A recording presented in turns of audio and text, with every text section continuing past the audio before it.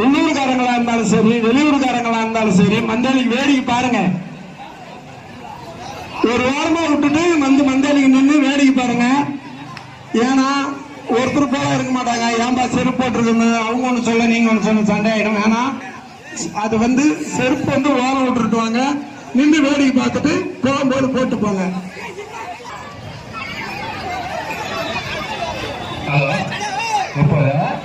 அந்த காலை அனுப்பும் போது ஜாக பிடிச்சிட்டு போங்க. அந்த சிமெண்ட் ரோட்லாம் ஓடு ஓடு மிரட்டுது மிரட்டுது. வா வா வா, மோதி பாரு மோதி பாரு மோதி பாரு. மிரட்டுது உருட்டுது கால.